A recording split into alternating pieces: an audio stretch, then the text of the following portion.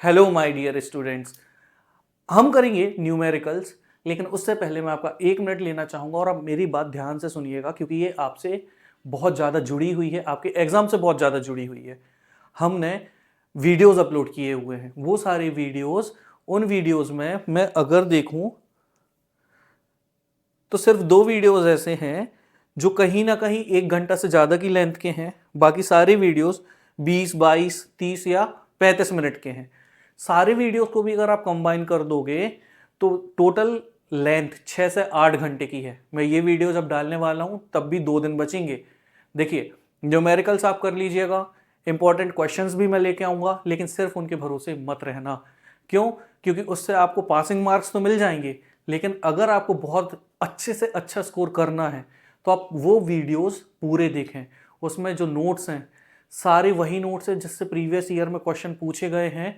सारे एमसीक्यूज उसी से आए हैं, आप एक बार अटेम्प्ट करके देखिएगा। सारे एमसीक्यूज उसी से हैं। और ये जो न्यूमेरिकल मैं करा रहा हूँ, इस एक न्यूमेरिकल के अलावा सारे न्यूमेरिकल भी उन वीडियोज में हैं।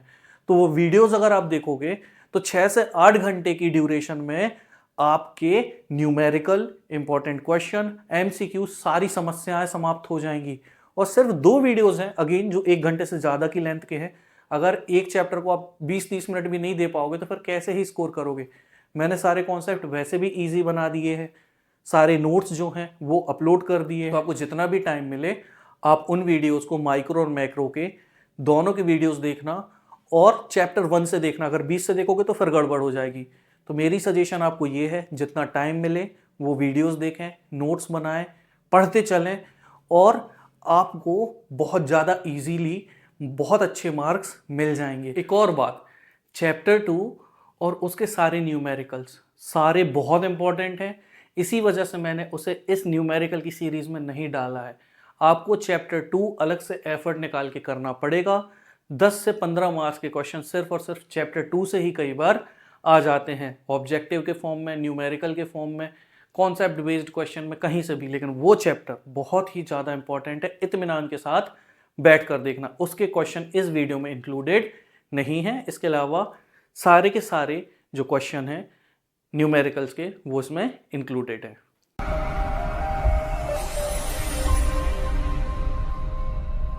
तो हम ये जो क्वेश्चन करने वाले हैं ये प्रीवियस ईयर का क्वेश्चन है और ये हमारे बोर्ड्स में पूछा जा चुका है। क्वेश्चन ये कहता है कि मान लेते हैं अगर एक फर्म का प्रोडक्शन है Q is equal to 2L square K square, तो फाइंड करके बताइए कि मैक्सिमम पॉसिबल आउटपुट कितना मिल सकता है L की 5 यूनिट के साथ और K की 2 यूनिट के साथ। और अगर मान लेते हैं L को 0 कर दिया जाए तो मैक्सिमम यूनिट कितनी मिलेंगी। देखो, बहुत इजी क्वेश्चन है। इसमें एक बात का ध्यान रखो कि L क्या है और K क्या है। तो L का मतलब होता है लेबर और K का मतलब होता है कैपिटल। तो यहां पर ये कहना चाह रहा है कि एक प्रोड्यूसर है, वो कुछ प्रोड्यूस करता है, उसको प्रोड्यूस करने के लिए क्या लगेगा, लेबर लगेगी और कैपिटल लगेगी। तो यहां पर क्वांटिटी के लिए क्या गिवन है, 2L स्क्वायर के स्क्वायर। अब इसमें आप क्या करो, कुछ भी मत करो, सिंपली यहां पर पहले केस में आपको 5 यूनिट गिवन है L की और 2 यूनिट है किसकी, K की। तो आपने L 5, K ले लिया 2, उसकी वैल्यूज को प्लेस कर दिया इस L में और इस K में। तो यहां आ जाएगा 5, यहां आ जाएगा 2, तो ये बन गया 5 square is equal to what, यहां पर बन जाएगा 25, और ये बन जाएगा क्या, 2 स्क्वायर इज इक्वल टू 4, क्योंकि K की वैल्यू कितनी है, 4। यहां पर सॉल्व करोगे तो 25 2 जा 50 into 4 is equal to 200। Simply आपको यहां पर जो L गिवन है और जो K गिवन है उसकी वैल्यू प्लेस कर देनी है और आपको आंसर मिल जाएगा। चलेंगे इसी में, अगर क्वेश्चन में आगे क्या पूछा गया है देखेंगे। क्वेश्चन में ये पूछा गया है कि अगर मान लो L को हम 0 कर दें तो क्या होगा। सिंपली यहां पर आप क्या करो, यहां आप कर दो 0 और यहां कर दो 10, तो ये हो जाएगा 2 इंटू 0 का स्क्वायर इंटू 10 का स्क्वायर। तो यहां आ जाएगा 2 इंटू 0 इंटू 100, तो 2 0 जा 0, 0 100 जा 0। तो पहले केस में बनेगा आंसर 200 और दूसरे केस में बनेगा आंसर 0। बस इतना ही सिंपल था ये, इससे ज्यादा कुछ भी नहीं करना है। और आपकी प्रैक्टिस के लिए सेम कॉन्सेप्ट का एक क्वेश्चन और मैंने दिया हुआ है, इसे आप वीडियो पॉज करके अटेम्प्ट करना, फिर सॉल्यूशन के साथ आप इसको टैली कर लेना। और ये रहा क्वेश्चन कि मैक्सिमम आउटपुट कितना होगा जब 0 यूनिट होगी किसकी, एल की, और 10 यूनिट होंगी किसकी, के की, और की Q is equal to 5L plus 2K। Video कर लीजिए पॉज, करिए इसको अटेम्प्ट, और करने के बाद चेक करना। ओके, सो बढ़ते हैं आगे और देखेंगे इसका क्या सॉल्यूशन है। तो हमने क्या करा, यहां पर L की वैल्यू में 0 पता है, तो हमने क्या करा, यहां पर 5 की वैल्यू रख दी 0 और 2K की वैल्यू में यहां पर हमने प्लेस कर दिया 10। तो 5L प्लस 2K, याद रखना पिछले क्वेश्चन में मल्टीप्लीकेशन था इसलिए 0 हुआ था, यहां मल्टीप्लीकेशन का सिंबल नहीं है, यहां पर है प्लस का सिंबल। कहां पर, इन दोनों के बीच में, है ना। तो यहां पर 5 इंटू 0 0 और यहां 2 इंटू 10 आ गया 20। तो this will become 0 plus 20 which is equal to 20। तो बस सिंपली आपको दो तरीके के क्वेश्चन आ सकते हैं, इधर ऐसा लिख सकता कि 5L2K, मतलब यहां मल्टीप्लीकेशन है क्योंकि बीच में कोई सिंबल नहीं है, या फिर लिख सकता है L प्लस K, मतलब यहां पर प्लस का सिंबल आ जाएगा। ये दोनों क्वेश्चन कर लेने के बाद अब हम बढ़ेंगे हमारे अगले न्यूमेरिकल में।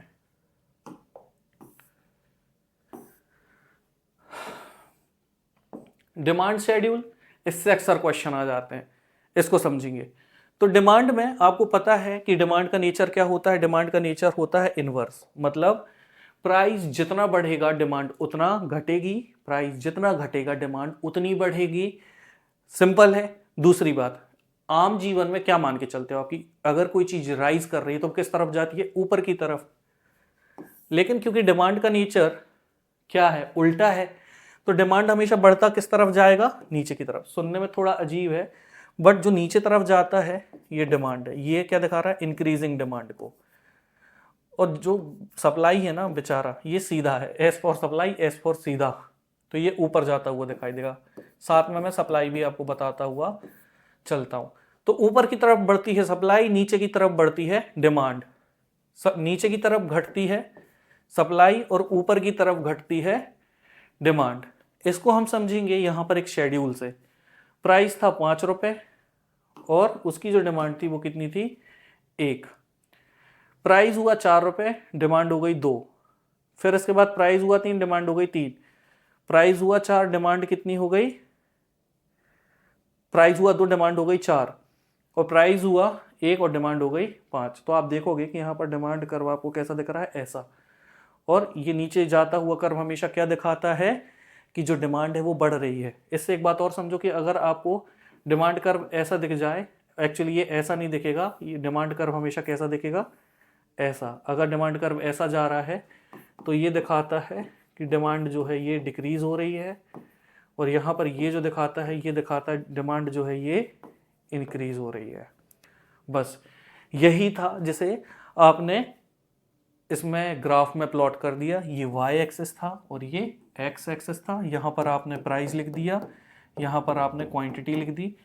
अब समझो, अगर न्यूमेरिकल डायरेक्ट नहीं आता तो क्या, डिमांड की डेफिनेशन तो आ सकती है। अगर डिमांड की डेफिनेशन आपसे पूछी जाए और अगर आप ये बना दो तो आपको क्या लगता है कितने % चांसेस है कि मार्क्स और मिलेंगे? यस, 100% चांसेस है कि मार्क्स पूरे के पूरे मिलेंगे। एग्जामिनर को पता होगा कि आपने पूरे के पूरे जो क्वेश्चन हैं बहुत अच्छे से पढ़े हैं। एक और बात, आप इस बार भरोसे में मत रहना किसी के कि आपको कहीं से कैसी भी मदद मिलेगी एग्जामिनेशन के समय, क्योंकि हमारे बच्चे हैं जो ऑफलाइन पढ़ रहे हैं तो मिले जुले उनसे हमें फीडबैक मिले हैं। तो आप अपने भरोसे जाइए और यहाँ पर जितना हो सके उतना स्कोर करके आइए।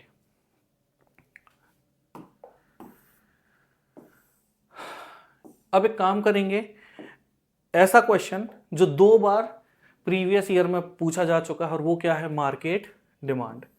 देखो, मार्केट डिमांड में यूजुअली क्या होगा, एक से ज़्यादा जो प्रोड्यूसर है वो होगा, और उसके जो डिमांड सप्लाई कर्व हैं वो गिवन होंगे। तो यहाँ पर हमारे पास क्वेश्चन गिवन है और ये क्वेश्चन हमसे ये कह रहा है कि एक डिमांड शेड्यूल बनाओ जिसमें 3 लोग मार्केट में है, एक एक्स, एक वाई और एक जेड। तो 4 रुपए के प्राइस में जो एक्स है वो कितना सामान बेचता है 10, वाई कितना बेचता है 5, जेड कितना बेचता है 4। इसी तरीके से प्राइस बढ़ते जाएंगे और सबके जो नंबर हैं ये गिवन होंगे। आपको सिंपली क्या करना है, एक चौथा पॉइंट बनाना है और लिख देना है मार्केट डिमांड, जिसमें आप ऐड कर देंगे अगर 2 प्रोड्यूसर हैं तो 2 प्रोड्यूसर को, या 2 से ज्यादा प्रोड्यूसर हैं तो उनको। इस केस में 3 है, एक्स, वाई और जेड, तो इनको ऐड कर दो।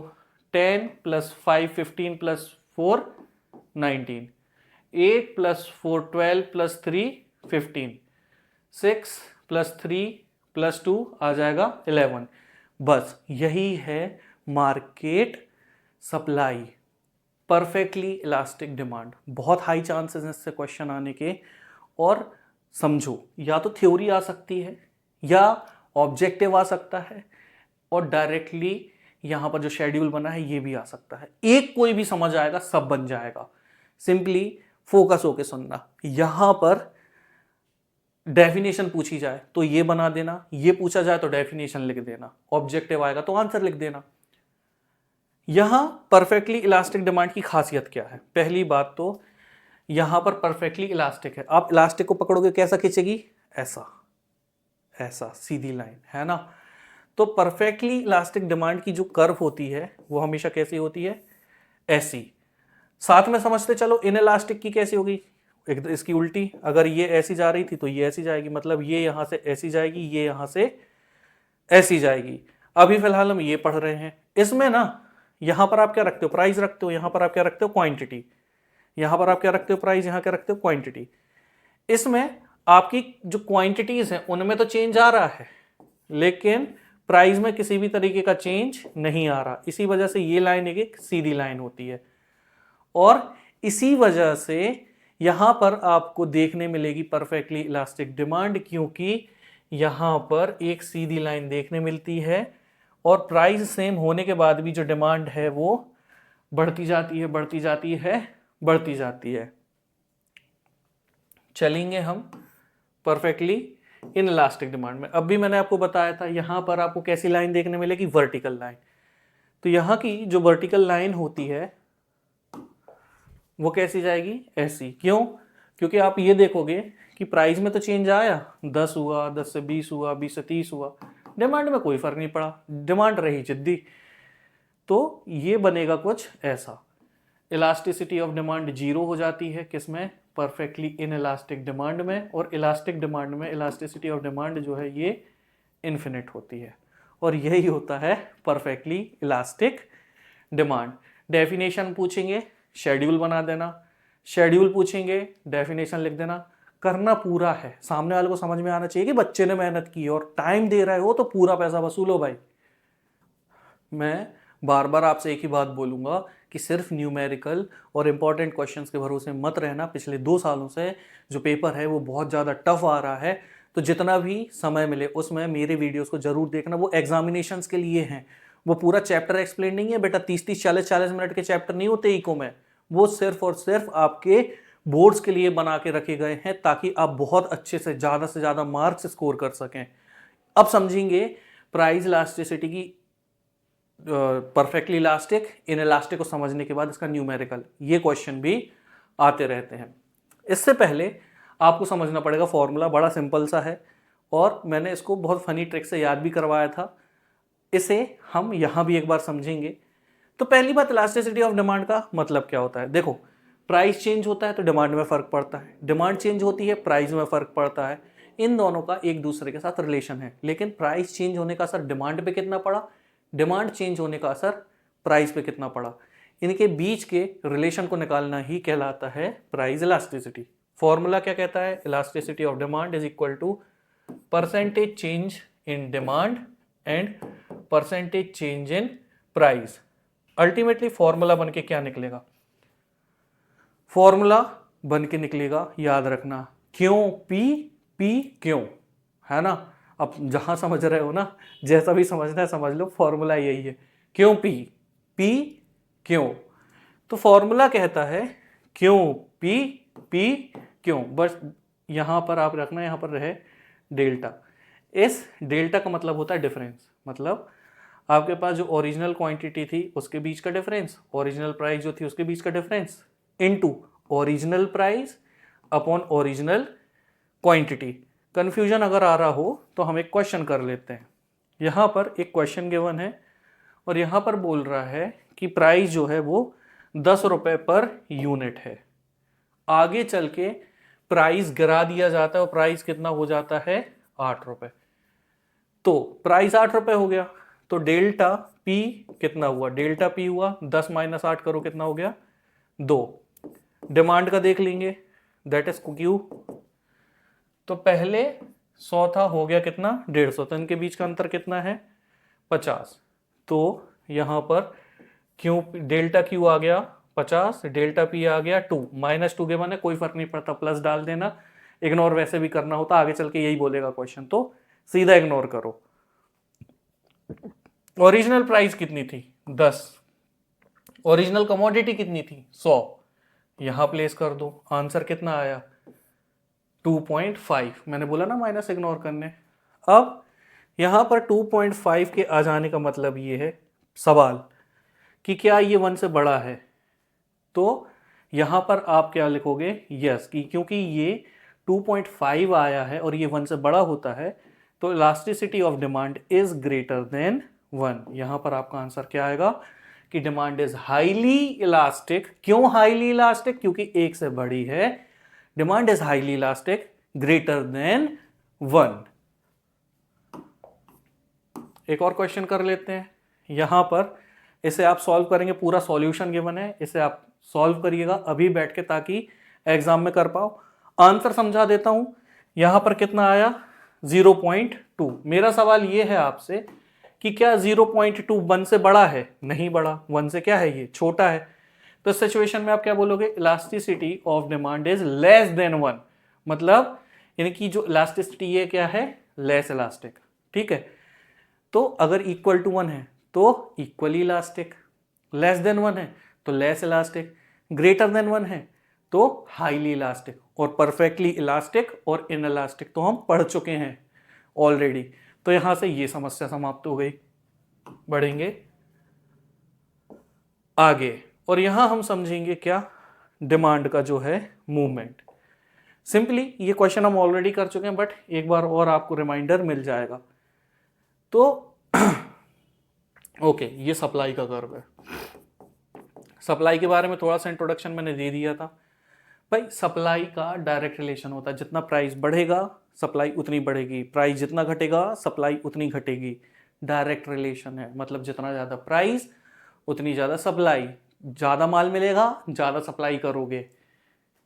प्राइस 50 रुपये, क्वांटिटी 10, 100 रुपये क्वांटिटी 20, 150 रुपये क्वांटिटी 30।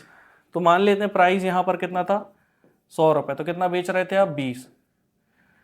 प्राइस आपका कम हो गया, कितना हो गया 50, तो आप सप्लाई भी कम कर दोगे, कितनी 10। प्राइस आपको बढ़ के मिला, बोले 150, अरे फायदा ही फायदा ब्रो, तो आपने यहाँ क्या डाल दिया 30। आपने क्या ऑब्जर्व करा कि यहाँ पर ये ऐसा ऊपर जा रहा है और ऊपर की तरफ बढ़ रहा है, तो ऊपर की तरफ बढ़ेगा तो ये कहलाएगा एक्सपेंशन, नीचे की तरफ जाएगा तो ये कहलाएगा कॉन्ट्रैक्शन। सिंपल, बस समझना है इलास्टिसिटी। और भाई यू नो व्हाट, सबसे अच्छा क्या है डिमांड और सप्लाई के बीच में, इलास्टिसिटी सेम है। यहां पर अगेन प्राइस सेम है लेकिन सप्लाई में फर्क आए जा रहा है, आए जा रहा है, आए जा रहा है। इसी वजह से ये जो सप्लाई है ये क्या है परफेक्टली इलास्टिक है। और यहां लिखा भी हुआ है elasticity of supply is infinite, that is perfectly elastic supply. Gas करो इन इलास्टिक में क्या होगा। यस, आप देखोगे वहां आपको ये देखने मिलेगा कि प्राइस में चेंज आएगा, यहां पर चेंज नहीं आएगा। चेक कर लेते हैं और यहां आप देखो प्राइस में चेंज आया है, प्राइस 20 से 30, 30 से 40 हो गई, लेकिन सप्लाई बड़ी जिद्दी थी, वो 20 से 20 में ही रह गई, मतलब वो 20 की 20 ही रह गई, चाहे प्राइस 20 से 30 हो गया हो या 30 से 40, इस सिचुएशन में जो सप्लाई बनती है ये क्या बनती है, परफेक्टली इनइलास्टिक। याद रखना परफेक्टली इलास्टिक हमेशा ऐसी होगी और परफेक्टली इनइलास्टिक हमेशा ऐसी होगी। एक हॉरिजॉन्टल लाइन होगी, एक वर्टिकल लाइन होगी।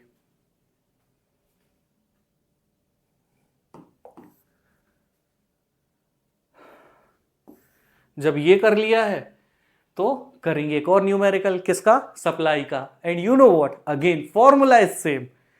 यहां पर अगेन वही formula, Q P P Q, original quantity original price का डिफरेंस, और यहां पर आपको मिल जाएगा आंसर। ओरिजिनल प्राइस 60, बाद में कितना हो गया 58, तो चेंज कितना आया प्राइस में, 2 रुपए।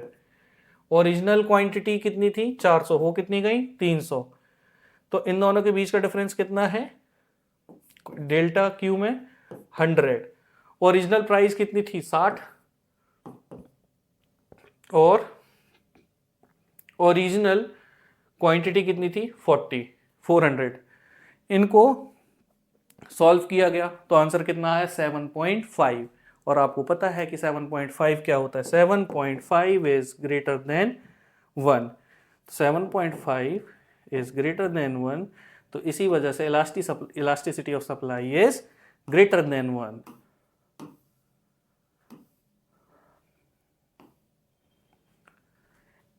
ये टॉपिक, इससे न्यूमेरिकल्स बनते हैं, लेकिन उससे कहीं ज़्यादा कई बार ऑब्जेक्टिव टाइप क्वेश्चन बनते हैं, तो बेसिक समझना काफ़ी ज़्यादा ज़रूरी हो जाता है। तो सबसे पहले हम समझेंगे टोटल कॉस्ट क्या होता है। तो देखो टोटल कॉस्ट समझने के लिए क्या ज़रूरी है, टोटल कॉस्ट, एक प्रोड्यूसर के पास, एक निर्माता के पास दो तरीके के खर्च होते हैं, एक फिक्स जो कि होना ही है, एक वेरिएबल मतलब जो बदलते रहते हैं, जैसे कि सैलरी। सैलरी क्या है, एक फिक्स्ड एक्सपेंस है, चाहे कंपनी में प्रोडक्शन हो या ना हो, जो एम्प्लॉयज हैं उनको सैलरी तो देनी ही पड़ती है ना, चाहे प्रोडक्शन 0 हो और चाहे 1 लाख हो, है ना। अगर किसी व्यक्ति की सैलरी 20,000 आप देते हो आपकी फैक्ट्री में, तो उसको 20,000 तो देने ही पड़ेंगे। बट अगर हम देखें वेरिएबल कॉस्ट की बात करें, तो वेरिएबल कॉस्ट जो है वो घटते हैं और बढ़ते हैं किसके साथ में, प्रोडक्शन के साथ में। एग्जांपल के लिए अगर आपका प्रोडक्शन 0 है तो आपका जो वेरिएबल कॉस्ट है वो भी 0 होगा। अब जितना ज़्यादा आपका प्रोडक्शन बढ़ेगा उतना ज़्यादा आपका वेरिएबल कॉस्ट भी बढ़ता जाएगा। तो सीधी बात ये है समझने वाली कि जो खर्चे आउटपुट के साथ नहीं बदलते वो हैं फिक्स्ड कॉस्ट, जिन्हें बोला जाता है TFC, टोटल फिक्स्ड कॉस्ट। जो खर्चे आउटपुट के साथ बढ़ते जाएंगे ऐसे खर्चों को क्या बोला जाता है, टोटल वेरिएबल कॉस्ट। और टोटल कॉस्ट कितना होगा, जो वेरिएबल कॉस्ट है वो ऐड कर दो, जो फिक्स्ड कॉस्ट है वो ऐड कर दो, तो आपको क्या मिल जाती है, टोटल कॉस्ट मिल जाती है। अब समझना ये क्वेश्चन आ चुका है MCQ में कि भैया जो TFC है इसकी लाइन कैसी होती है या ये क्या होता है। तो यहां पर ये समझो कि जो TFC है, TFC एक स्ट्रेट लाइन होती है। क्यों, क्योंकि इसका लेना देना कुछ भी नहीं होता, किससे नहीं होता, यूनिट से। चाहे यूनिट 0 हो तो भी खर्चा 12, और चाहे यूनिट 4 हो तो भी खर्चा 12, चाहे 5 हो तो भी खर्चा 12। इसी वजह से ये हमेशा एक सीधी लाइन होगी। टोटल वेरिएबल कॉस्ट 0 से शुरू करेगी और जितनी ज़्यादा यूनिट बढ़ेंगी वेरिएबल कॉस्ट उतनी ज़्यादा बढ़ेगी। अब इन दोनों को ऐड करने में ही तो आपको टोटल कॉस्ट मिलती है। तो टोटल कॉस्ट कहाँ से शुरू होती है, 12 से। याद रखना टोटल कॉस्ट कभी 0 से शुरू नहीं होगी, टोटल कॉस्ट हमेशा कहीं ना कहीं से शुरू होगी, क्योंकि इसके अंदर फिक्स्ड कॉस्ट भी ऐड होती है। तो ये यहाँ से शुरू होकर कुछ ऐसी चली जाएगी। इसके बारे में और एक्सप्लेनेशन चाहिए हो तो हमने जो चैप्टर डाल रखा है उनमें आप देखिएगा, आपको इसके बारे में पूरा एक्सप्लेनेशन मिल जाएगा। फिर आता है एवरेज फिक्स्ड कॉस्ट। देखो एवरेज फिक्स्ड कॉस्ट का मतलब क्या है कि आप खुद सोचो, आपके फिक्स्ड कॉस्ट कब कम होंगे, जब 0 आउटपुट होगा या 5 आउटपुट होगा। सीधी बात है, जब 5 होगा। तो एवरेज फिक्स्ड कॉस्ट क्या है, total divided by output. 12/0 infinity, 12/1 12, 12/2 6, 12/3 4, 12/4 3, 12/5 2.4। तो आपने ये ऑब्जर्व किया होगा कि आउटपुट जितना ज़्यादा बढ़ेगा, आउटपुट बढ़ने के साथ साथ यहाँ पर एवरेज फिक्स्ड कॉस्ट जो है ये एकदम गिरता जाता है।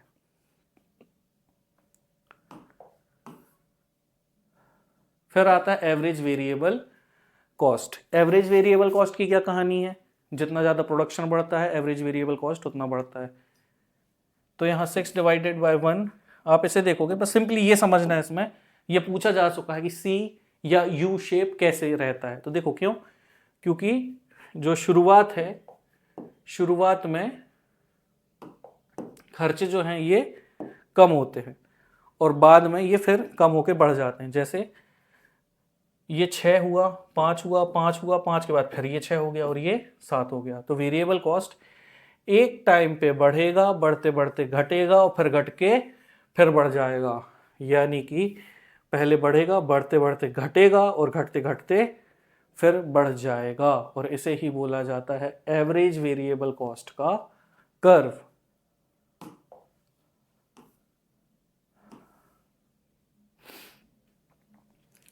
परफेक्ट कंपटीशन, इससे हर साल क्वेश्चन आया है।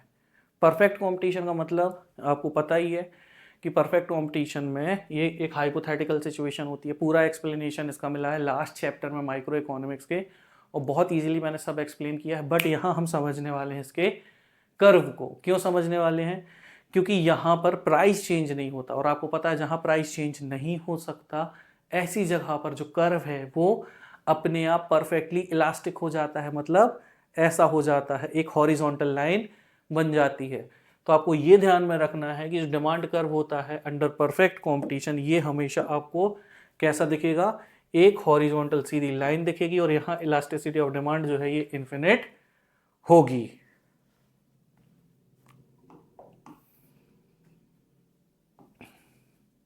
फिर एक्सेस डिमांड और एक्सेस सप्लाई। एक्सेस डिमांड और एक्सेस सप्लाई समझने से पहले हम ये समझेंगे, और मैं अगर आपसे ये सवाल पूछूं तो आपको भी अब इसका आंसर पता है कि इक्विलिब्रियम क्या होता है? जहां डिमांड और सप्लाई एक से होते हैं, है ना। ये है चार्ट देखेंगे। चार्ट में प्राइजेस गिवन है चॉकलेट के 2, 4, 6, 8, 10। तो डिमांड का आपको पता है, जितनी कम प्राइस उतनी ज्यादा डिमांड, और जितने ज्यादा प्राइस उतनी कम डिमांड। इसे देखो आप। लेकिन सप्लाई का क्या है? जितना ज्यादा प्राइस उतनी ज्यादा सप्लाई। तो जितनी कम प्राइस उतनी कम सप्लाई, और जितनी ज्यादा प्राइस उतनी ज्यादा सप्लाई। सिंपल है। अब यहां पर समझने वाली बात क्या है? समझने वाली बात यह है कि यहां अगर हम देखें कि शॉर्टेज आई है या सरप्लस आया है तो क्या है? यहां उन दोनों के बीच का डिफरेंस कितना है? -80। क्यों? क्योंकि यहां पर आपको क्या देखने मिल रही है? जरूरत से ज्यादा डिमांड देखने मिल रही है। सप्लाई कम है और डिमांड ज्यादा है। तो ये दो सिचुएशन एक्सेस डिमांड। यहां पर जितनी सप्लाई उतनी डिमांड, इसी वजह से आ गया इक्विलिब्रियम लेवल। आगे चल के डिमांड जो है ये कम हो जाएगी और सप्लाई जो है ये ज़्यादा बढ़ जाएगी। तो ऐसी सिचुएशन में आप देखोगे कि आपको क्या देखने के लिए मिला? एक्सेस सप्लाई देखने के लिए मिल जाती है। ये क्वेश्चन भी जो आपके ऑब्जेक्टिव्स हैं उनके बीच में और कई बार डायरेक्टली भी पूछा गया है, तो आपको ये पता होना चाहिए। ये सारे न्यूमेरिकल्स जो मैं आपको करवा रहा हूँ ये पिछले जितने भी क्वेश्चन पूछे गए हैं इकोनॉमिक्स से उससे लिए गए न्यूमेरिकल्स हैं और बहुत ज़्यादा इंपॉर्टेंट है। हाँ, अगर बोर्ड पागल होके कुछ का कुछ पूछ ले तो फिर बात ही अलग है, लेकिन 90% चांसेस हैं कि कहीं ना कहीं जितने भी क्वेश्चन आएंगे वो इसी में से आएंगे और इससे बाहर से तो नहीं आने वाले। और मेरी सजेशन आपको यही रहेगी कि एनालिटिकल बेस्ड क्वेश्चन ज़्यादा आ रहे हैं पिछले एग्जामिनेशंस में, तो आप चैप्टर पढ़ के अपने जो कॉन्सेप्ट है उन्हें मजबूत करने में फोकस करें। चैप्टर्स में ऑलरेडी न्यूमेरिकल्स इंक्लूडेड है तो आपको और अच्छे से समझ में आएंगे, तो वाई नॉट आप वही करो। आई नो बेटा कि आप बहुत परेशान रहे हैं, आपको बहुत परेशानियां आई हैं इकोनॉमिक्स के लिए, बट बिलीव मी आप वो वीडियोस देखेंगे आपके बहुत सारे डाउट क्लियर हो जाएंगे। 80 to 90% स्कोर कर पाएंगे आप। सिर्फ और सिर्फ वही नोट्स डाले गए हैं जो बोर्ड्स में पूछे जाने वाले हैं। तो इतनी चिंता करने की बजाय कि इंपॉर्टेंट क्वेश्चन क्या है, न्यूमेरिकल क्या है, मैं वो भी लाऊंगा, बट आप जब ज़्यादा स्कोर कर सकते हैं तो ज़्यादा स्कोर करो ना भाई, किसने आपको रोका है? तो जितना ज़्यादा से ज़्यादा हो सके आप उन वीडियोस को, उन नोट्स को पढ़ो और आपके कॉन्सेप्ट को मजबूत करो।